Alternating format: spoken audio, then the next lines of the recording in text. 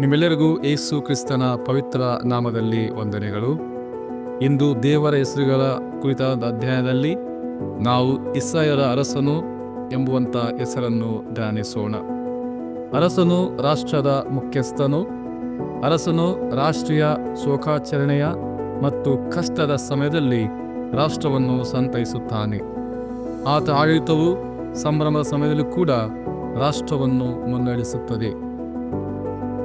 ಬೈಬಲ್ನಲ್ಲಿ ಅರಸನನ್ನು ದೇವರಿಗೆ ಮತ್ತು ದೇವರ ಮಗನಾದ ಕ್ರಿಸ್ತನಿಗೆ ಅನ್ವಯಿಸಲಾಗಿದೆ.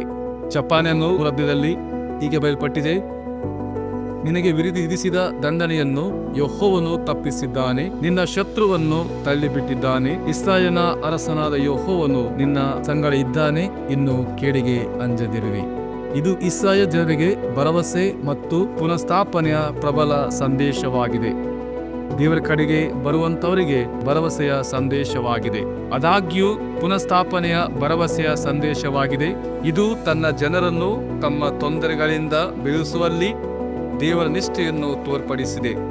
ನಿರ್ದಿಷ್ಟವಾಗಿ ಇಸ್ರಾಯೇಲರ ಭವಿಷ್ಯದ ಪುನಃಸ್ಥಾಪನೆಯನ್ನು ತಿಳಿಸುತ್ತದೆ ಮತ್ತು ಇಸ್ರಾಯೇಲಿನ ರಾಜನಾದ ಮೆಸ್ಸಿಯನ ಬರುವಿಕೆಯನ್ನು ಹಾಗೂ ಶಾಶ್ವತ ಆಡಳಿತವನ್ನು ತಿಳಿಸುತ್ತದೆ ಮತ್ತು ಜನರ ಭಯವನ್ನು ನೀಗಿಸುವನೆಂಬುದಾಗಿ, ಜನರನ್ನು ಕತ್ತಲೆಯಿಂದ ಬೆಳಕಿಗೆ ನಡೆಸುವನೆಂಬುದಾಗಿ, ಅನಿಷ್ಠೆಯಿಂದ ನಿಷ್ಠೆಗೆ ಮತ್ತು ಕರುವುದವರನ್ನು ಹುಡುಕಿ ರಕ್ಷಿಸುವನೆಂಬುದಾಗಿ ತಿಳಿಯಪಡಿಸಿದೆ.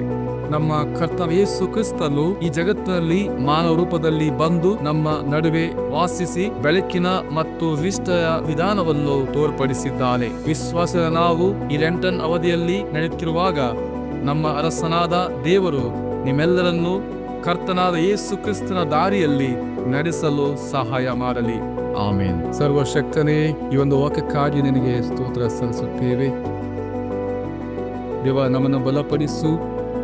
ದೇವ, ನಾವು ನಿನಗೋಸ್ಕರ ಕಾದಿರುವಾಗ ದೇವ, ನಮ್ಮನ್ನು ನಾವು ತಯಾರು ಮಾಡಿಕೊಂಡು ಮುಂದೆ ನಿನ್ನ ಚಿತ್ತದ ಮೇಲೆ ಜೀವಿಸುವಂತೆ ನಡೆಸೆಂದು ನಿನ್ನಲ್ಲಿ ಬೇಡುತ್ತೇವೆ. ಆಮೇನ್.